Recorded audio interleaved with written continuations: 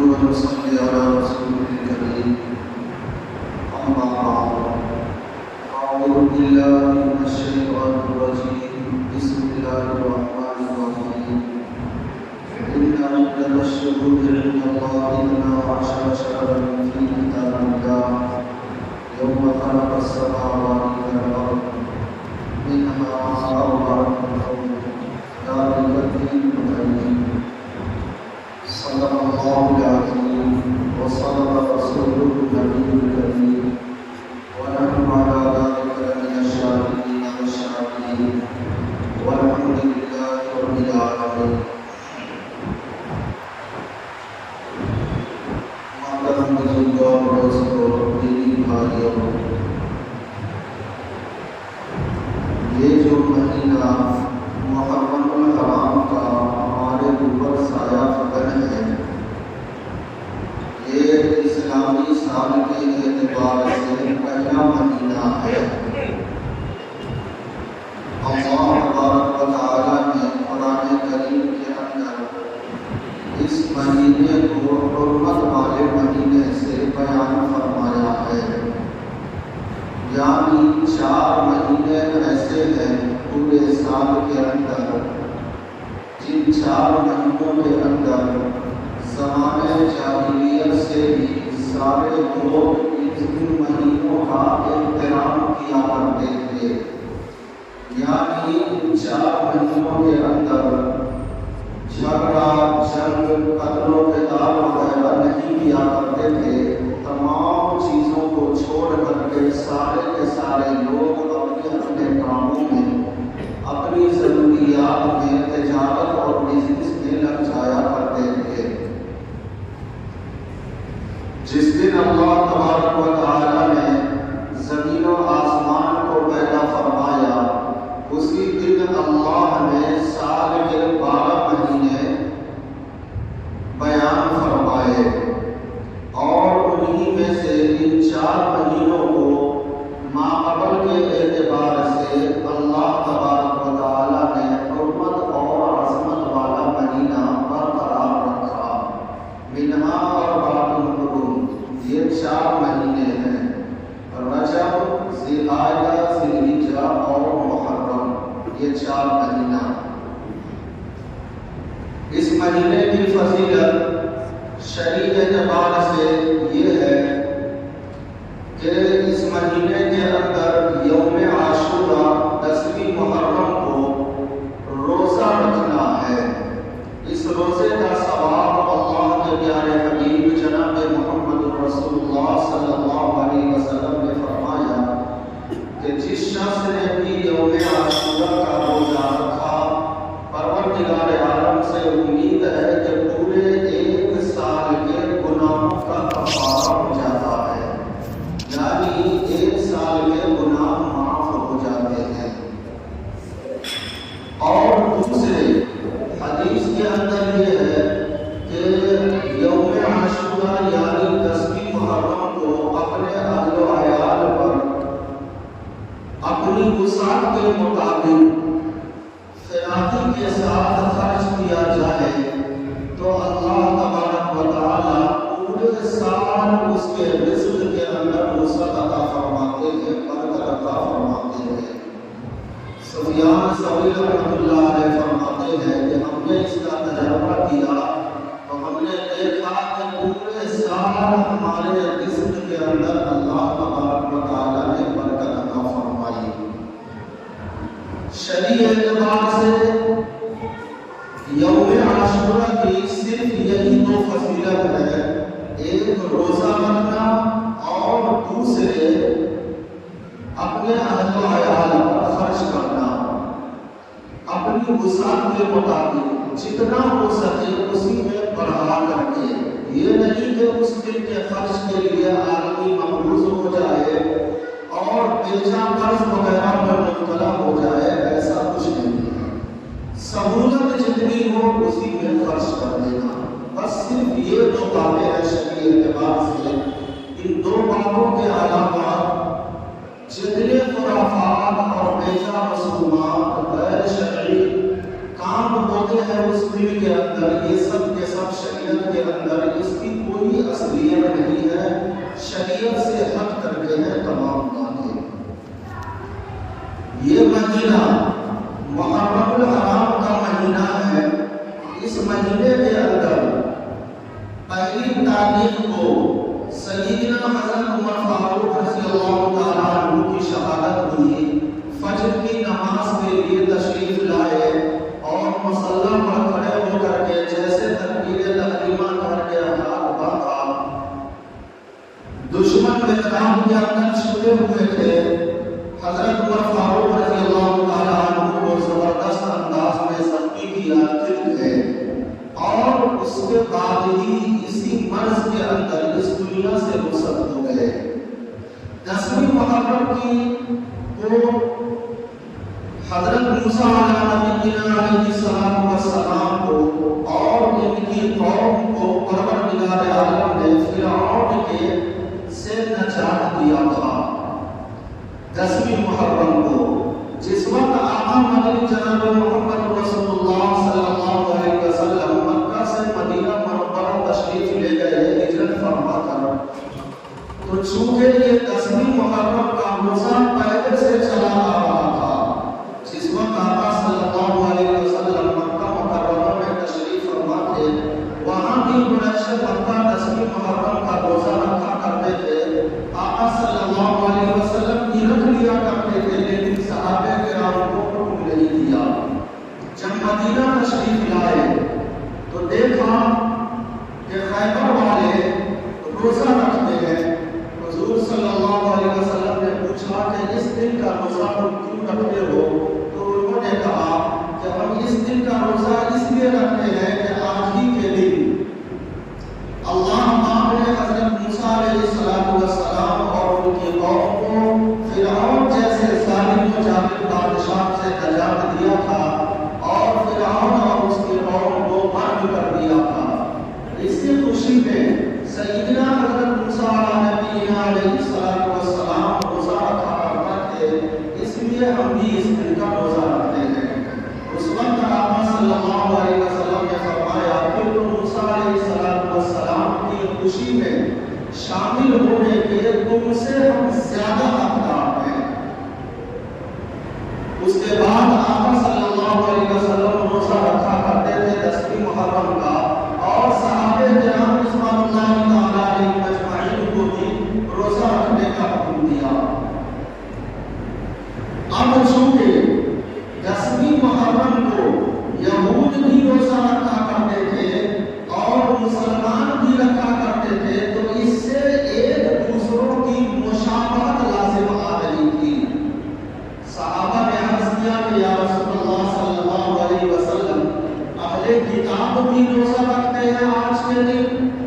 اور ہم مسلمان بھی رکھتے ہیں آج کے دن، تو ان دونوں کا عمل اور یہ دونوں آدمیوں کا روزہ رکھنا ایک جیسا ہو گیا، کچھ فرق ہونا چاہیے۔ آقا صلی اللہ علیہ وسلم نے فرمایا کہ بالکل تم صحیح کہتے ہو، اور حدیث کے اندر ہے من تشبہ بقوم فہو منہم، جو آدمی اس دنیا کے اندر جس قوم کی مشابہت اختیار کرے گا، جن لوگوں جیسا عمل کرے گا، کل قیامت کے دن پروردگار عالم ان لوگوں کو انہی کے ساتھ رکھے گا۔ ظاہر سی بات ہے، اگر اس دنیا میں ہم لوگ زندگی گزارتے ہوئے ہم نے دوسری قوم جیسا عمل کیا، غیروں جیسا ہم نے کام کیا، غیروں جیسا ہم نے اپنا شکل و صورت بنائے رکھا، غیروں کی طرح سے ہم نے کام کیا، تو پیارے نبی صلی اللہ علیہ وسلم کے حکم کے مطابق ہمارا بھی حشر کل قیامت کے دن انہی لوگوں کے ساتھ میں ہوگا۔ آقا مدنی جناب محمد رسول اللہ صلی اللہ علیہ وسلم کے ساتھ میں اور مسلمانوں کے ساتھ میں اللہ پاک ہم کو نہیں رکھے گا۔ اس لیے دنیا میں زندگی گزارتے ہوئے ہر شخص کو یہ چاہیے کہ اپنی شکل و صورت ہو، پہننا اوڑھنا، شادی بیاہ، غم کا موقع ہو، خوشی کا موقع ہو، جیسے بھی حالات ہمارے سامنے میں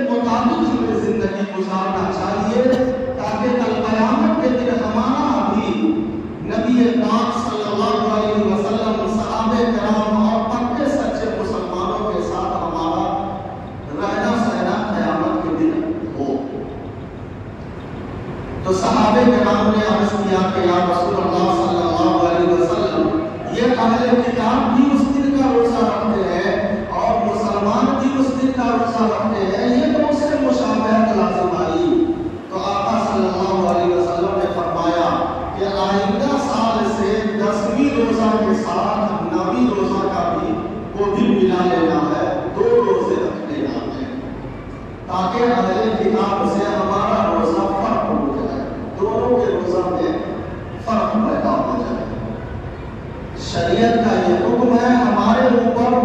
کہ اگر ہم روزہ محرم الحرام کا رکھ رہے ہو تو ایک نہیں 2 روزے رکھیں، 9ویں کا اور 10ویں کا،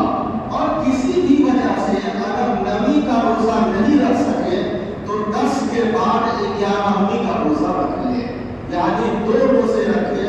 تاکہ اسلامی اعتبار سے ہو جائے، شرعی اعتبار سے ہو جائے۔ ایک رکھیں گے تو غیروں کے جیسا روزہ ہو جائے گا۔ اور یہ اتفاق ہے کہ پروردگار عالم نے سیدنا امام حسین رضی اللہ تعالی عنہ کی شہادت بھی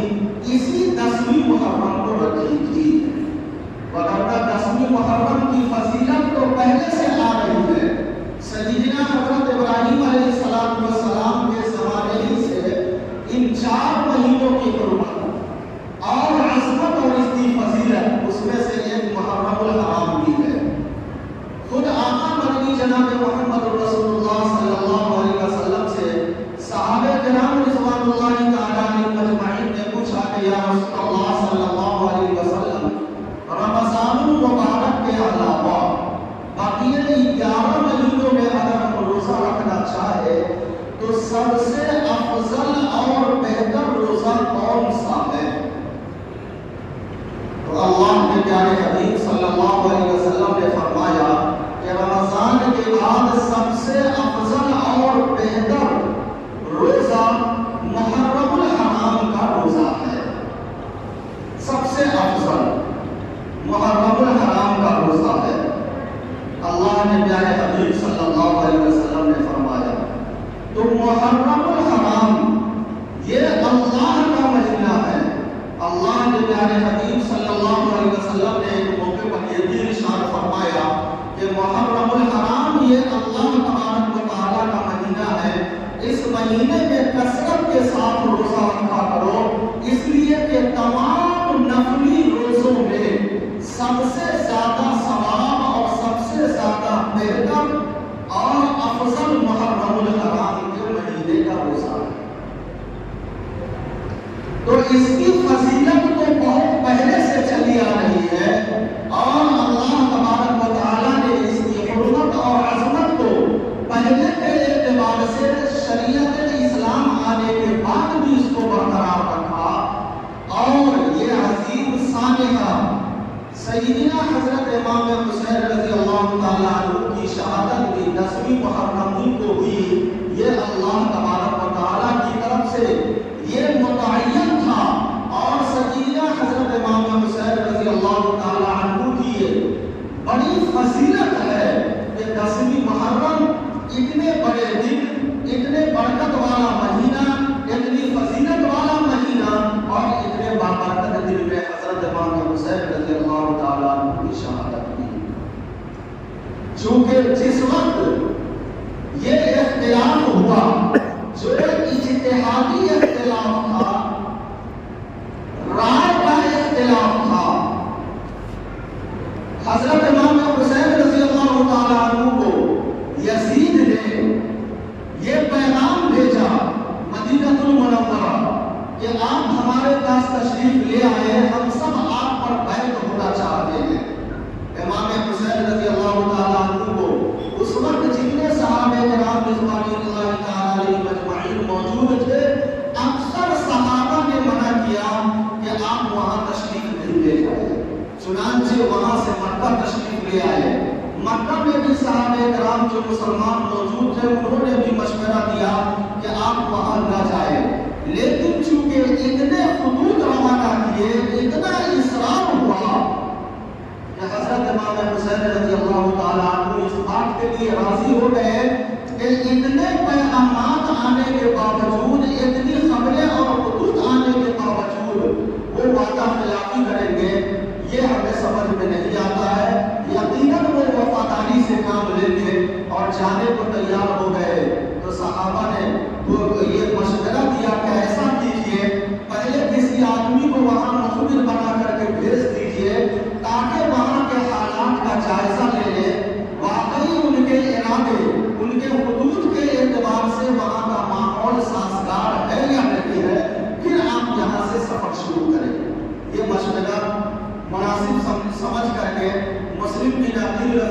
تعالیٰ عنہ کو بھیجا، چنانچہ وہاں تشریف لے گئے تو سارے اکثر لوگوں نے حضرت مسلم بن عقیل رضی اللہ تعالیٰ عنہ کے ہاتھوں پر بیعت کیا اور ماحول بالکل پرسکون لگا۔ انہوں نے خط لکھ کر کے بھیج دیا مکہ مکرمہ حضرت امام حسین رضی اللہ تعالیٰ عنہ کے پاس کہ یہاں کے حالات بالکل صحیح ہے اور کسی طرح کی کوئی نقصان دینے والی بات نہیں ہے، آپ بے فکر ہو کر کے یہاں تشریف لے جائیں۔ جب یہ خط اور خط وہاں سے نکل گیا، راستے پر چلا گیا، تب جا کر کے اس وقت میں کوئی ٹیلی فون وغیرہ کا زمانہ تھا نہیں، 15 دن 20 دن ایک مہینہ لگ جایا کرتا تھا لیٹر لے کر آنے جانے میں۔ جب وہاں سے لیٹر نکل گیا اس کے بعد ان لوگوں نے حضرت مسلم بن عقیل رضی اللہ تعالیٰ عنہ کو شہید کر دیا۔ اب وہاں سے کوئی خبر پہنچانے والا نہیں تھا۔ یہ خط دیکھ کر کے حضرت امام حسین رضی اللہ تعالیٰ عنہ صحابہ کرام اور اہل بیت کو لے کر کے وہاں سے سفر شروع کر دیے۔ کربلا پہنچتے ہی عبید اللہ ابن زیاد نے آ کر کے روک دیا وہاں۔ حضرت امام حسین رضی اللہ تعالیٰ عنہ نے فرمایا کہ ہمارے پاس اتنے سارے خطوط ہیں، ساری باتیں ہیں اور اتنی خبریں ہیں، پھر تم ہمارا راستہ کیوں روکتے ہو؟ اس نے کہا کہ نہیں، یہی ہمارے ہاتھ پر بیعت کرنا ہوگا، پھر آپ آگے جا سکتے ہیں۔ اس وقت حضرت امام حسین رضی اللہ تعالیٰ عنہ نے بہت سمجھایا اور چند شرطوں کے ساتھ واپسی کا بھی ارادہ کر لیا، لیکن عبید اللہ ابن زیاد نے نہیں مانا اور وہیں سے لڑائی شروع کر دی۔ چنانچہ شہادتیں پر شہادتیں ہوتی رہی، بہت سارے حالات بیچ میں آتے رہے، یہاں تک کہ حضرت امام حسین رضی اللہ تعالیٰ عنہ نے وفات سے 2 روز قبل ایک خطبہ دیا اور اس خطبے کے اندر سمجھایا لوگوں کو، سب لوگوں کو، اور انہوں نے فرمایا کہ لگتا ہے کہ ہماری شہادت، ہماری موت بہت ہی قریب ہے، بہت ہی قریب ہے۔ میرے بعد تم لوگ دین اسلام پر قائم رہنا اور ایسا نہ ہو کہ میرے چلے جانے کے بعد تم لوگ دین اسلام سے دور نہ جاؤ۔ پھر اس کے بعد جنگ ہوتی رہی، نماز کا وقت آ گیا۔ حضرت امام حسین رضی اللہ تعالیٰ عنہ نے فرمایا کہ دیکھو کم از کم تم نماز کو پڑھ لینے دو۔ عبید اللہ ابن زیاد اور اس کے لشکروں نے نماز کا وقت دینے سے انکار کر دیا۔ پھر 2 جماعت میں تقسیم کیا کہ ایک جماعت لڑائی کرتی رہے، دوسری جماعت نماز پڑھ لے۔ اسی نماز کے دوران ہی اس نے حملہ کیا اور سیدنا امام حسین رضی اللہ تعالیٰ عنہ کو شہید کر دیا گیا۔ یہ عظیم صالحہ جو اختصار کے ساتھ ہم نے آپ کو بتلایا ہے، آپ حضرات نے پہلے سنا بھی ہوگا اور کتابوں کے اندر پڑھا بھی ہوگا۔ اس کے اندر بہت ساری باتیں ایسی ہیں جو اس میں بڑھا چڑھا کر کے بیان کی گئی ہے۔ قرآن و حدیث کے اعتبار سے مختصر انداز میں پورے کا خلاصہ یہی ہے۔ بہرحال یہ ایک عظیم صالحہ ہے جو یوم عاشورہ 10ویں محرم کو یہ واقعہ پیش آیا۔ 10ویں محرم کے تعلق سے شریعت نے صرف وہی 2 باتیں رکھی ہے جو ہم نے پہلے بیان کی، ایک روزہ رکھنا، دوسرے اپنے اہل و عیال پر وسعت کے مطابق خرچ کرنا، تیسری شرعی اعتبار سے کوئی بات ہی نہیں ہے۔ ابھی ہمارے یہ فتنے کے دور کے اندر جو ہمارے زمانے میں جو ماحول چل رہا ہے، تعزیہ اور علم کی شکل نہ جانے میلے وغیرہ کی شکل میں جو لگاتے ہیں لوگ، اس کا شرعی اعتبار سے کوئی وجود ہی نہیں ہے۔ شرعی اعتبار سے یہ سراسر حرام ہے، علماء امت کا یہ متفقہ مسئلہ ہے کہ 10ویں محرم کے اندر ہونے والے جتنے بھی علم بنائے جاتے ہیں، اس کے اندر کسی طرح کی کوئی بھی شرکت، چاہے جانی اعتبار سے ہو، مالی اعتبار سے مدد ہو، یا میلے ٹھیلے میں بھیڑ لگانا ہو، یا ایسی حرکت کرنا، ایسا ہمارا کوئی بھی کام جس سے اس میلے کو اور اس عالم کو بڑھاوا دینے والا ہو، شریعت نے اس کو سراسر حرام قرار دیا ہے۔ کسی طرح کا کوئی جواز کا راستہ ہی نہیں ہے۔ اب یہ ہے کہ 10ویں محرم کو آدمی روزہ رکھ لے، نماز قرآن کی تلاوت کر لے، ذکر و تسبیح پڑھ لے، اور ذکر و تسبیح پڑھتے ہوئے پھر اس کے بعد دعائے مغفرت جتنا ہو سکے کرے، پوری امت کے لیے، صحابہ کرام کے لیے، اور واقعہ کربلا میں جتنے حضرات اس دنیا کا ثواب پہنچائے۔ اس کے علاوہ کوئی دوسری صورت اس دن میں ہے ہی نہیں۔ اسی طریقے سے پورے سال کے اندر کوئی بھی مہینہ یا کوئی بھی تاریخ ایسی نہیں ہے کہ جس تاریخ کے اندر صحابہ کرام رضوان اللہ تعالیٰ علیہم مجمعین یا علماء امت صلحاء امت کا اس دنیا سے رخصت نہ ہوا ہو۔ ہمارے یہاں ایک بات بہت ہی زور و شور کے ساتھ اس پر عمل کیا جاتا ہے جس کا شریعت سے کوئی تعلق نہیں ہے کہ محرم الحرام کے مہینے کے اندر شادی بیاہ نہ کیا جائے۔ یہ بات آپ ذہن میں بیٹھا لیں، جس طریقے سے محرم الحرام کے مہینے کے علاوہ دوسرے مہینے کے اندر اپنی سہولت کے اعتبار سے جس طریقے سے شادی بیاہ اور نکاح کیا جاتا ہے اس مہینے کے اندر بھی کر سکتے ہیں۔ شرعی اعتبار سے اس میں کوئی رکاوٹ نہیں ہے، کوئی ممانعت نہیں ہے۔ آج ہمارے ماحول اور معاشرے کے اندر ہم لوگ دین سے اتنے دور ہو گئے، شریعت سے اتنے دور ہوتے چلے گئے، قرآن و سنت سے ہماری دوری اتنی ہوتی چلی گئی کہ جو چیز ناجائز ہے ہم نے اس کو اپنا لیا اور جو چیز جائز ہے ہم نے اس کو دور کر دیا۔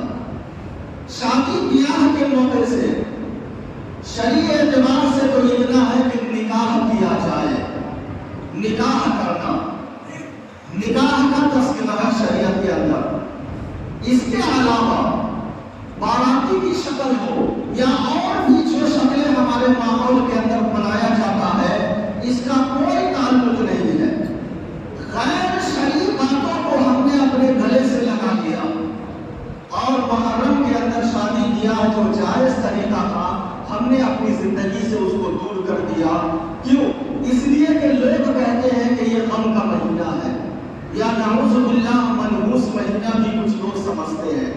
یہ سراسر ناجائز ہے، شریعت کے اندر اس کی کوئی اصلیت نہیں ہے۔ اس لیے شادی بیاہ جس طریقے سے دوسروں مہینے میں کر سکتے ہیں اس مہینے میں بھی کر سکتے ہیں، کوئی حرج نہیں ہے۔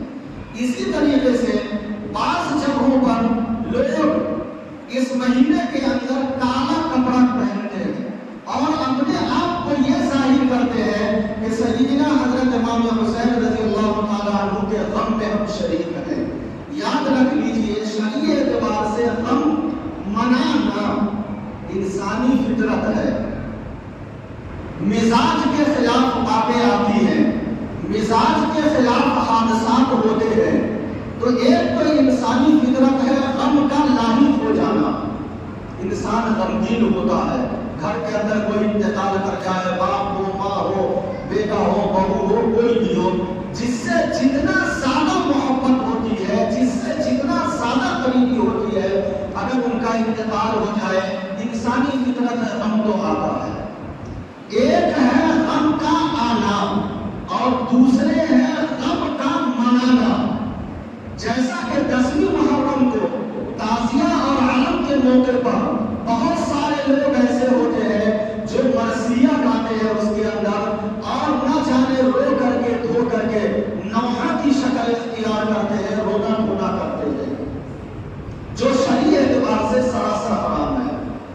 تو اس مہینے کے اندر اگر کوئی حادثہ پیش آ جائے تو ایک ہے غم کا آنا اور دوسرے ہے غم کو منانا۔ غم کو لانا اور منانا شرعی اعتبار سے جائز نہیں ہے۔ جو لوگ اس مہینے کے اندر کالے رنگ کا کپڑا خصوصیت کے ساتھ پہنتے ہیں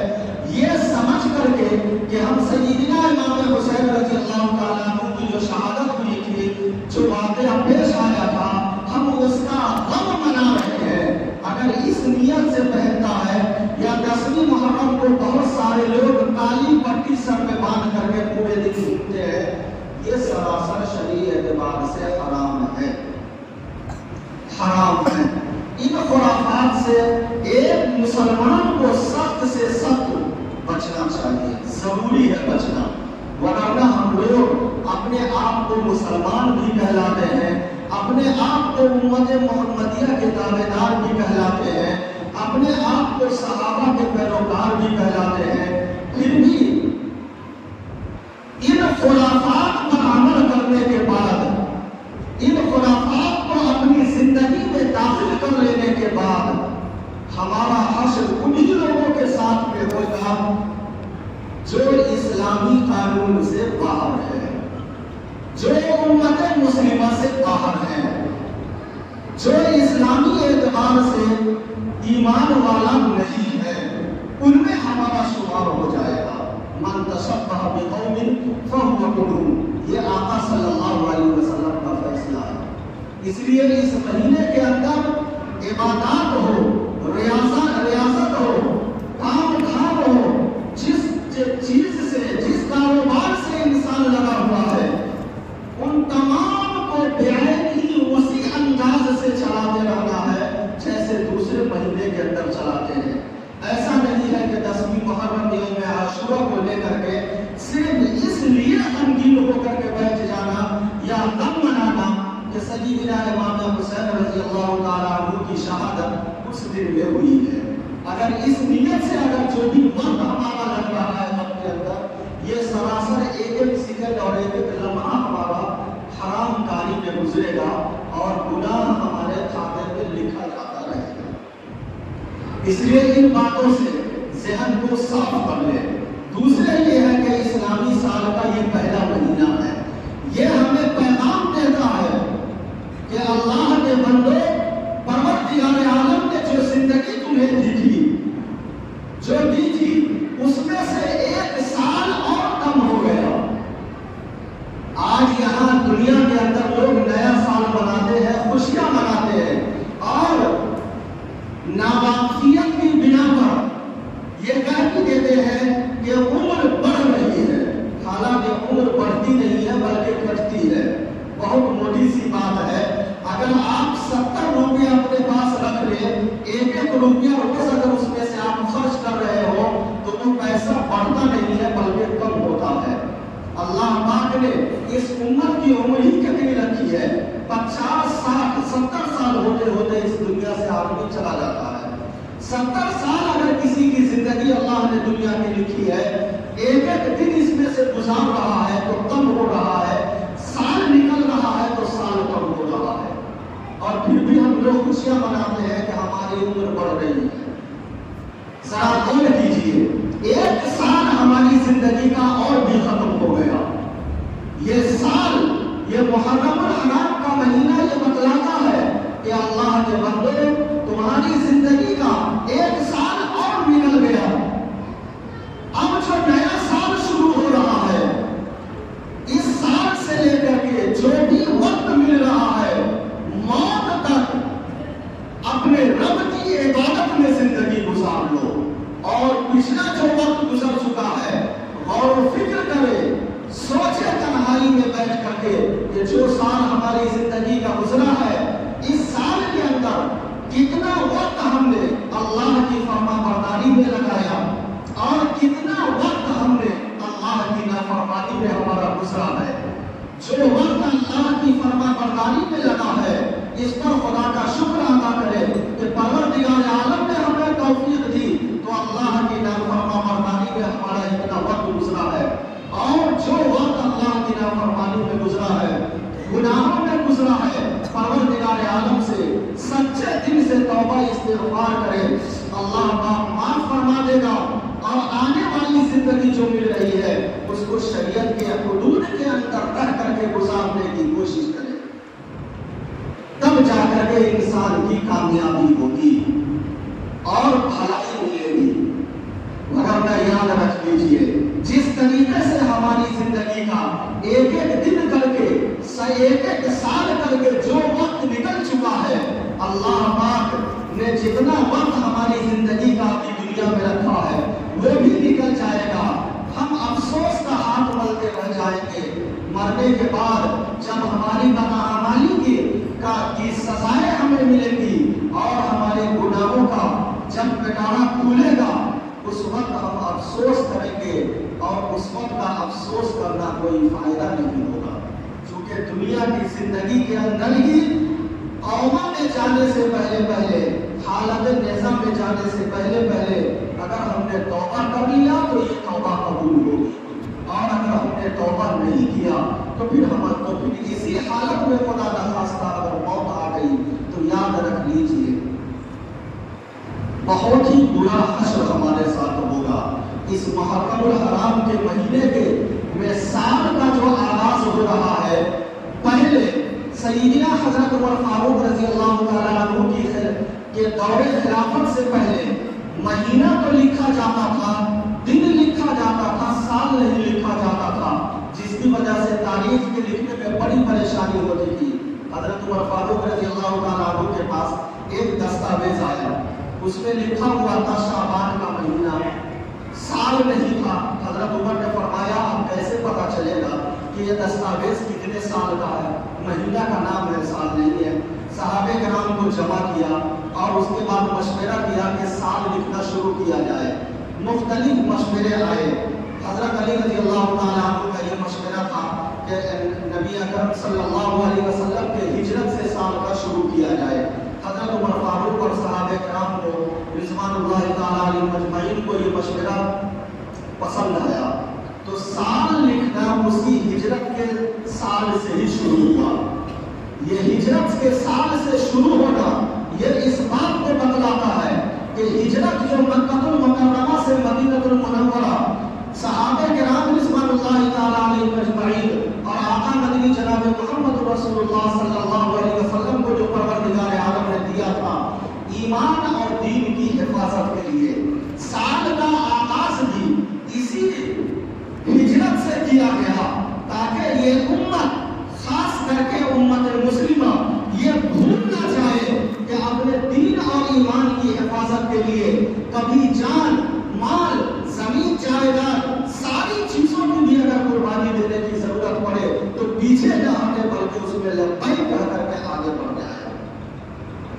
صحابہ کرام رضوان اللہ تعالیٰ علیہ مجمعین کو اللہ پاک نے دین اور ایمان کی حفاظت کے لیے ہجرت کا حکم دیا تھا، اس لیے ہجرت کا ہجری سے ہی سال کو شروع کیا گیا۔ اس کا اصل مقصد ہی یہی تھا کہ قیامت تک آنے والے لوگوں کو یہ پیغام دینا تھا کہ اللہ کے بندو، کبھی بھی تمہیں ضرورت پڑ جائے اپنے ایمان کی حفاظت کرنے کی، ایک جگہ سے دوسرے جگہ جانے کی اگر ضرورت پڑ جائے تو اپنے ایمان کے لیے، اپنے دین کے لیے دنیا کی ساری چیزوں کو تم قربان کر دینا اور اللہ کے لیے ایک جگہ سے دوسری جگہ منتقل ہو جانا۔ مگر افسوس اور صد افسوس تو اس وقت ہوتا ہے کہ آج ہماری حالت یہ ہے کہ ہم لوگ رات کو کھانا کھا کر کے سوتے ہیں، فجر کی نماز کے لیے اپنی نیند کو قربان نہیں کر پاتے، کام کرتے ہوئے ہوتے ہیں، اذان کی آواز چاروں طرف سے ہمارے کانوں میں گونجتی ہے، ہم اپنے کام کو روک کر کے 10 منٹ کا وقت ہم نماز کے لیے نہیں نکال پاتے ہیں، اور پھر بھی ہم اپنے آپ کو مسلمان کہتے ہیں اور 10ویں محرم کو لاٹھی لے کر سب سے آگے رہتے ہیں اور اپنے آپ کو یہ ظاہر کرتے ہیں کہ ہم سب سے بڑے مسلمان ہیں۔ کہاں ہے ہمارے اندر مسلمانوں والی باتیں؟ صرف زبان سے کہہ لینا، زبان سے بول لینا، یہ اس کی کوئی حیثیت نہیں ہے۔ اصل چیز ہے کہ ہم اپنے آپ کو مسلمان کہلاتے ہیں، امت محمدیہ کہلاتے ہیں، تو اس پر عمل کر کے اصل دکھلانا ہے، تب جا کر کے ہم پکے اور سچے مومن بنیں گے۔ وگرنہ صرف مسلمانوں کے گھروں کے اندر پیدا ہو جانا، مسلمانوں والا نام رکھ لینا، مسلمانوں کے ماحول اور معاشرے میں زندگی گزار لینے سے اس کی کوئی حیثیت اللہ کے نزدیک نہیں ہے۔ قرآن کریم کے اندر کئی جگہوں پر اللہ پاک نے تقویٰ کا لفظ اختیار کیا ہے، اور یہ تقویٰ دل سے ہوتا ہے، اور یہ تقویٰ اسی وقت ہوگا جب کہ ہم شرعی حدود کے اندر رہ کر کے اللہ کی بات مان کر کے اللہ کے سامنے اپنا ماتھا ٹیک دے اور اللہ کے حکموں پر اپنے آپ کو قربان کر دے، تب جا کر کے اصل مسلمان ہم ہوں گے، پکے اور سچے مومن ہوں گے۔ اللہ کا شکر ادا کرے ہر آدمی کہ پروردگار عالم نے ہم لوگوں کو ابھی زندہ رکھا ہم لوگ اپنی ساری ضروریات پوری کر رہے ہیں، اسی میں سے اپنی زندگی پر تھوڑا سا وقت نکال کر کے غور و فکر کریں، سوچیں کہ ہماری زندگی کے اندر جو بھی گناہ لگا ہوا ہے یا جو بھی گناہ ہم سے ہو چکا ہے، پکے اور سچے دل سے اللہ کے سامنے رو کر گڑگڑا کر کے سچے دل سے توبہ استغفار کرے، پروردگار عالم معاف فرما دے گا۔